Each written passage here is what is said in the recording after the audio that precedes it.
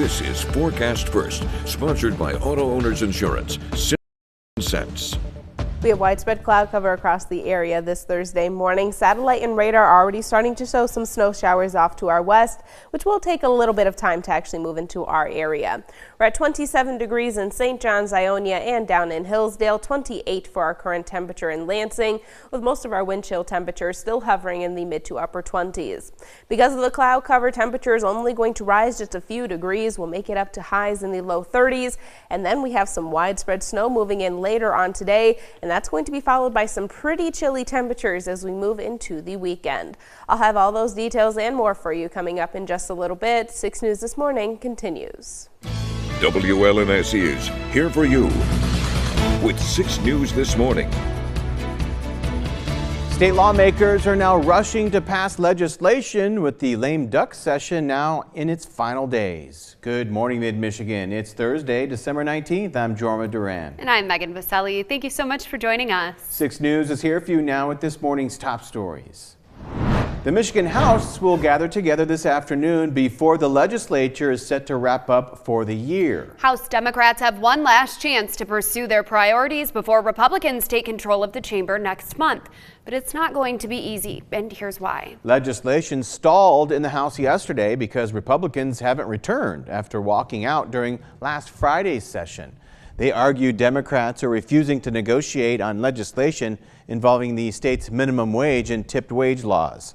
This leaves House Democrats needing all of its members to attend session so votes can be taken. However, 2 Democrats stayed home yesterday, pressuring leaders for more spending in their districts. The House is scheduled to return at noon today and is expected to follow yesterday's agenda. 6 News will keep you updated. Tensions are also high this morning on Capitol Hill. The federal government could be headed for a shutdown ahead of the holidays after a last-minute spending deal collapsed. The measure, which included billions of dollars in added funding for disaster aid, was opposed by President-elect Donald Trump and some of his allies on Capitol Hill, like Elon Musk. Here for you is Jared Hill on where things stand. Capitol Hill in chaos as lawmakers huddle in closed-door meetings, hoping to avert a government shutdown at the end of the week. We're in the middle of these negotiations, but I think we'll be able to solve some problems here. Earlier yesterday, Congress seemed poised to pass a 1,500-page bipartisan spending measure to fund the federal government through mid-March. It included billions of dollars in disaster and farm aid and the first pay raise for members of Congress since 2009. Then, tech billionaire and close Trump ally Elon Musk weighed in on social media, calling it pork and pushing lawmakers to kill the bill, even suggesting members who support it should be voted out of office. President-elect Donald Trump also came out against the bill, saying a clean measure should be passed without what he called Democrat giveaways. As a Republican, why would I want to carry the water for a Democrat bill? Later, House Republicans declared the bill dead. A comment that by one person that triggers this kind of result, it doesn't bode well for the new Congress or the new administration. Congressional Democrats are blaming Republicans. House Republicans will now own any harm that is visited upon the American people. In a statement, the White House warned that a shutdown would harm Americans who rely on basic services like Social Security, adding, "A deal is a deal. Republicans should keep their word." Jared Hill, CBS News. The U.S. Justice Department now suing the nation's largest pharmacy chain. It claims CVS dispensed dangerous prescriptions in excessive quantities, which played a part in fueling the opioid crisis. The civil lawsuit was unsealed yesterday in New England, where CVS is based. It claims that over the last decade, the pharmacy chain filled large amounts of controlled substances ordered by suspected overprescribers. It also accuses CVS of refilling opioid scripts early and dispensing dangerous combinations of opioids with benzodiazepines and muscle relaxers. It's our allegation that this particular course of conduct, the failure to step in and prevent the issuance of prescriptions that should not go out the door for dangerous and potentially fatal opioids, puts lives at risk. A CVS pharmacy spokesperson calls the federal lawsuit, quote, misguided, arguing that each of the prescriptions in question was for an FDA-approved opioid medication prescribed by a practitioner who is licensed by the government.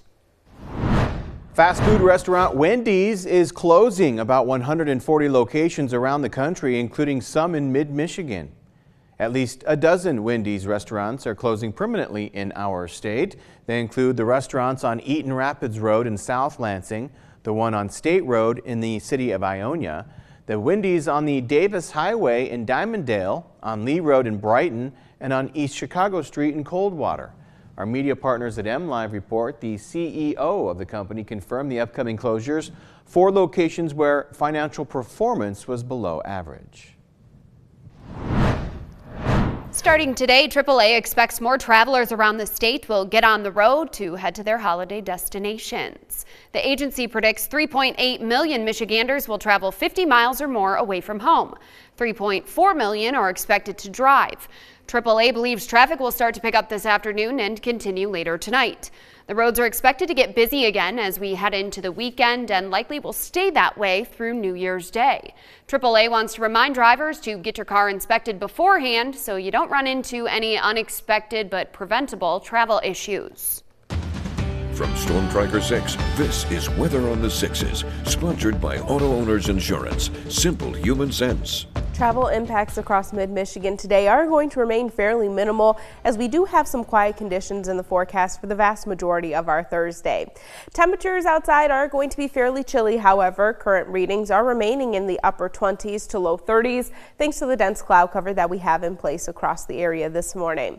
Wind chill temperatures are likely going to remain in the 20s as we go throughout the rest of the day. We're already falling down to 21 degrees in Owasso and into the upper teens over in Ionia.